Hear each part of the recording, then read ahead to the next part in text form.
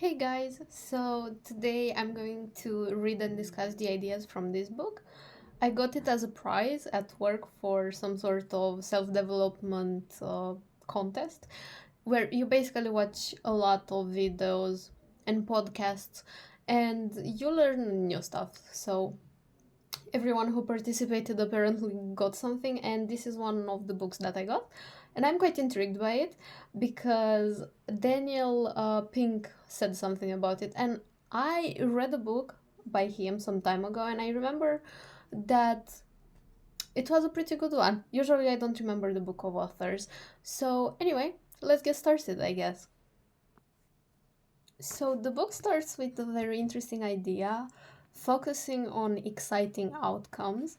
And what I found fascinating about this approach is that the author says how every single task is actually neutral. We are the ones who assign value to it. And I think he is right about this. And then he gives some personal examples. But then he says how him being passionate about something led to him not doing great in some activities in his life.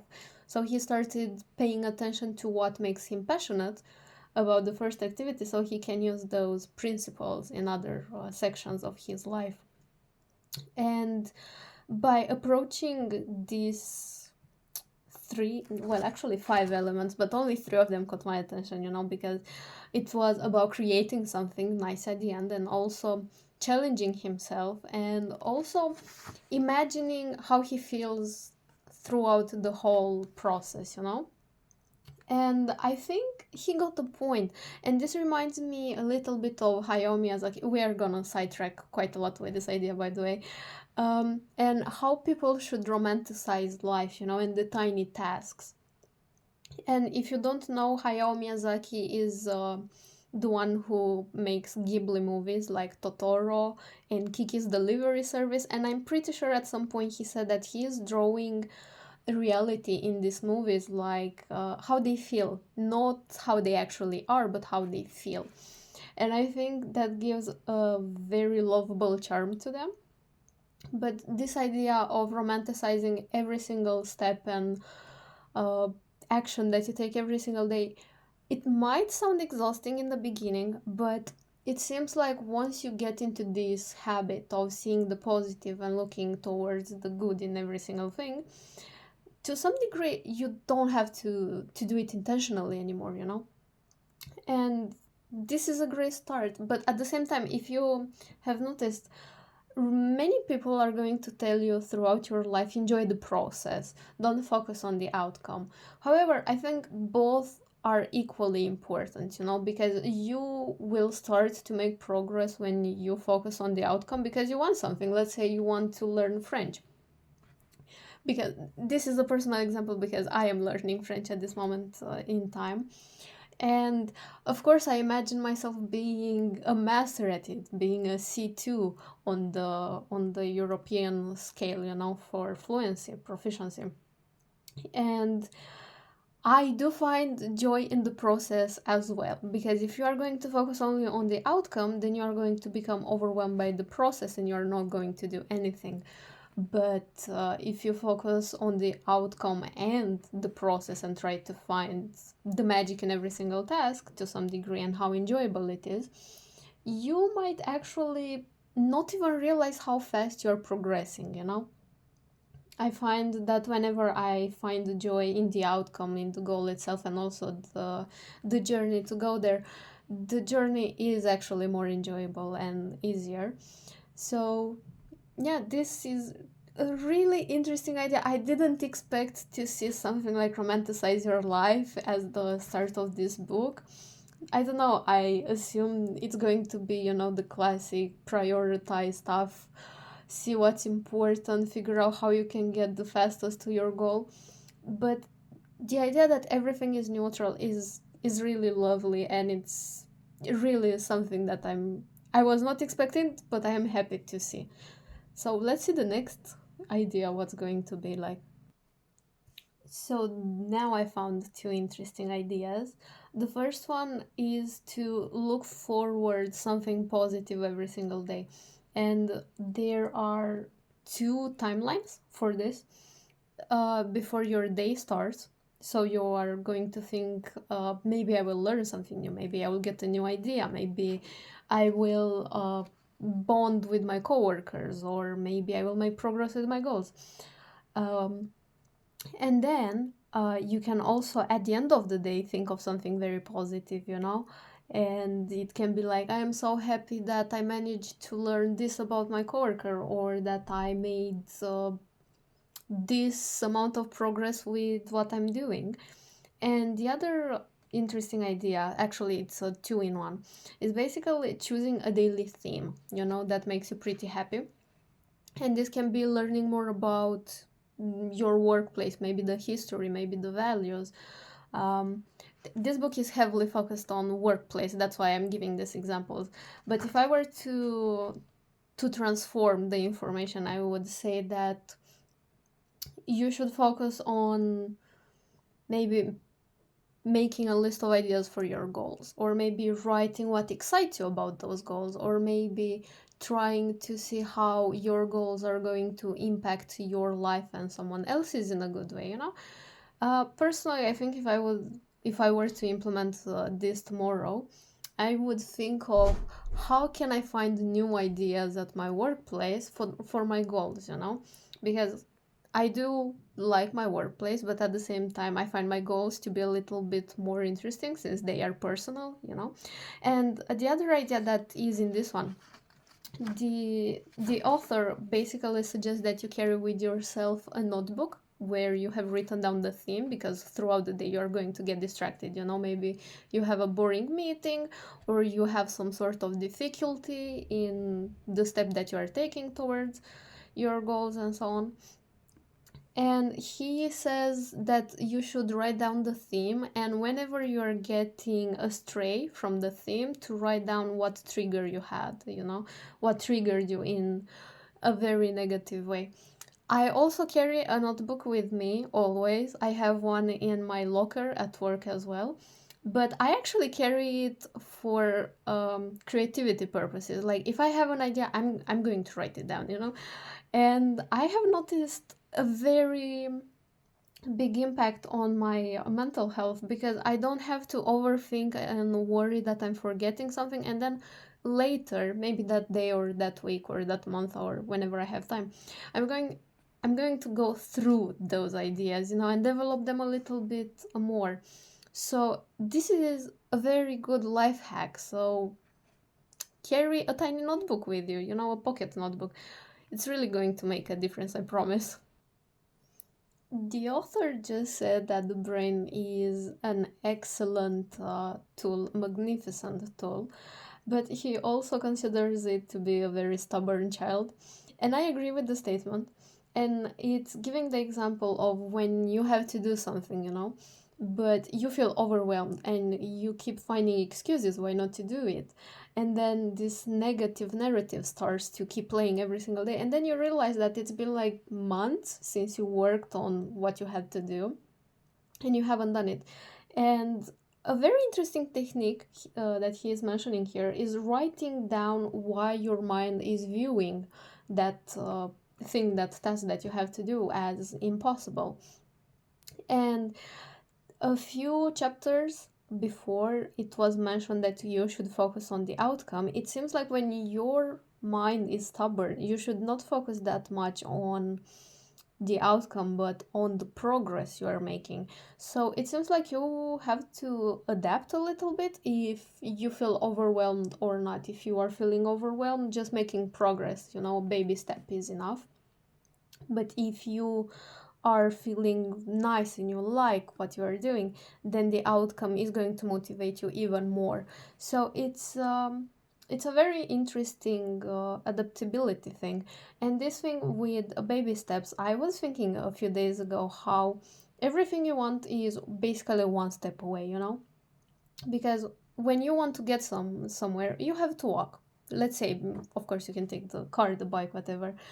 But let's take this example of walking, and you have to take one step at a time. And most of the time, most goals are basically just figuring out the essential task that you have to do and keep repeating that. And when someone says that what you want is one step away, it's really one step away because you are taking the same step repeatedly, but it's the same sort of task. And another interesting tip here is that once you started to make progress, with the tasks that you don't enjoy, you can increase the time and the focus that you spend on them, which is sort of like when you work out and you warm up. So that was very interesting because I don't know, he was so convincing in the beginning with focusing on the outcome. I did not expect to hear that you can adapt. Usually people are not really that adaptable. We hate changing as a race, honestly, because change can mean so many things in the human mind. But that's a topic we can discuss in the future, okay? So it's not that I found an interesting idea this time, but the author is saying how he is finding the chore of house cleaning boring, and because of that, his brain is working slower, which gives him the impression that the task is taking longer. So his approach to this is to challenge himself, to do these tasks for X amount of time and in what order, because he has to clean several rooms. And it reminded me of the previous book that I have read on the channel, Kokoro, in which there was the monk saying that we are time. And I kept thinking about that, because I felt like I didn't quite understand fully what he meant by that. And this is actually a conclusion I got to yesterday or 2 days ago, that we can basically make time go slower or faster based on our perception of the activity that we have to do, which makes sense. We are time in the end. It's not that time is going slower or it's going faster, it's how we perceive it. And I think that's why when we are having fun, it seems like there is not enough time. And when we hate something, there is a lot of time, isn't it? Isn't there a lot of time in those moments? So that's something that reminded me of the previous book, but also how we can change our perception. I think for people with ADHD, there is this tip of gamifying everything to make it more interesting and more engaging, and gamifying can also mean putting time limits. So let's say you are going to wash dishes while the pasta is boiling, which is anywhere between 7 and 15 minutes based on the brand of pasta that you are using. And that can seem boring in definition, but in practice is actually pretty engaging. Like if you are cooking something that takes less time, that's even more engaging because you feel the adrenaline, like I have to be fast to do this by the time that is done. And it can be pretty entertaining, but then again, some people might find it stressful because it can be seen as rushing.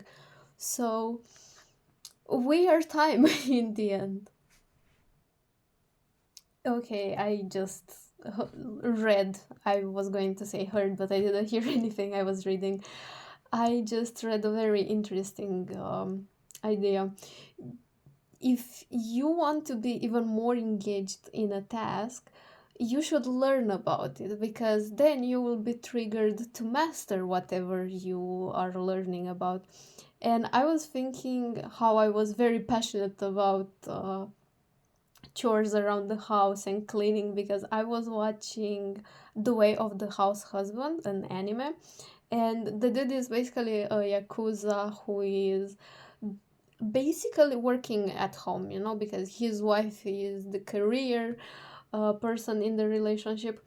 And the way he approached the task was a very intense way. He was using his yakuza roots to clean and cook and enjoy going shopping, for groceries and stuff like that. And the more I watched that anime, the more I got into cleaning, and I wanted my house to be in order and everything. So really, you can abuse this hack to try and reach mastery by learning more about something. And it's really entertaining. I promise, give it a chance. And if you also have time, try to watch the anime, because it's really short and it has an interesting animation style. So it's really going to push some interesting buttons in your head.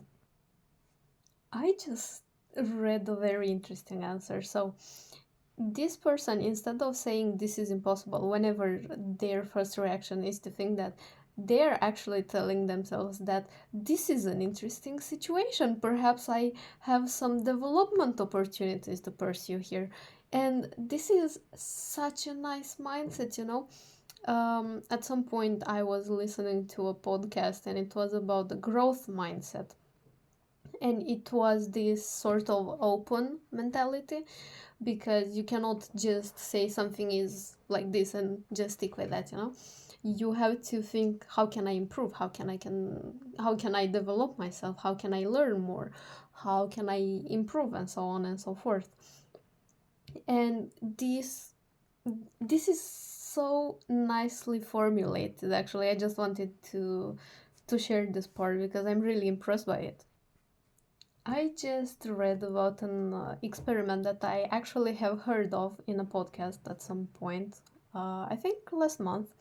So, they basically got maids from hotels, from around 80 hotels, and they divided them into groups. One group was told about the power of thoughts, and the other group wasn't told anything.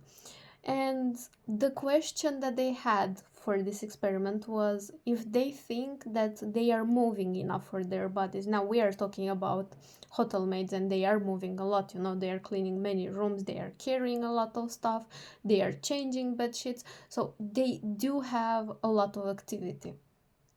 And at the end of the month, they got these women again and checked, their weight, their bodies measurements, the blood pressure and all that. And they realized that the women who were told that they are moving quite a lot, they started to lose weight and to show signs, that the body is reacting to the movement, while the other group didn't change at all.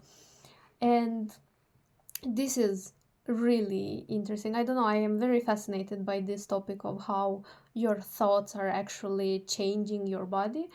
Many years ago, I actually heard that if you are telling yourself, I am not tired, even if you have not slept that much and you are actually exhausted, your mind is going to start believing that, because apparently your brain cannot really make a difference between imagination and reality every once in a while. And by every once in a while, I mean constantly. And it's just reacting. Like, if you are thinking that a dog entered your room, your brain is going to react like a dog really entered your room. I chose the dog as an example, but yeah, you can think of any other animal for that matter.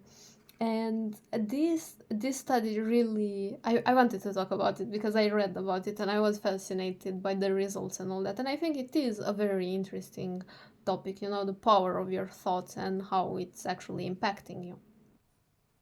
I think I just found a method that I'm going to adapt to my own living style. So write yourself a welcome back later when you want to go on holiday. Because when you return, you are going to be reminded of what you managed to do right before you left, and also with what you can start to do, once your holiday is over, and you can relax during your holiday. But I thought this would be such a cool idea if you were to implement it in your everyday life. If you are planning or organizing your day, you can basically write at the end of the day what excited you about that day, what you did amazingly, sorry. And then you can also write with what you can continue the next day, and you are basically complimenting yourself for your effort and hyping yourself up for the next day, and also have some sort of list with ideas, because if you are aimless throughout the day, you are not going to know what to do next. And I always find it much easier to figure out what to do next when I have a list of options and I can choose from there what excites me the most. I am done with the book, and the final words of the author are quite interesting, because it's saying that you should look for a workplace where you have the space to develop and show your skills, so you can have autonomy, and you can add your tiny tweaks here and there. A bad workplace is one where you are micromanaged at every single second, and you are basically just having to fit in a template. So this was the book Motivation by Stefan Falk, and it was interesting. The second half of the book is more about leadership and how to hire people and find their potential for particular jobs, and also how to solve problems that are in corporations. I couldn't find something that particularly piqued my interest, because I do not have a company. I'm not a CEO or something, but I am pretty sure this will be very handy to people who are actually, in leadership positions. It was a very nice read, and if I were to summarize something from here, something that really stuck with me was a method of calming yourself down, and dealing with your anxiety. And basically, you are breathing in for 4 seconds, and then you're breathing out for 4 seconds, and you are going to do this for 2 minutes, and it's going to calm you down before a presentation or something. And that grounding method is probably the thing that is going to be universal for everyone. I hope you found this video very interesting. I definitely didn't expect this book to start with focusing on exciting outcomes and romanticizing your workplace as much as possible. And I definitely love the idea that tasks are not bad or good. They just are, you know. It's it's a really refreshing view, in my opinion.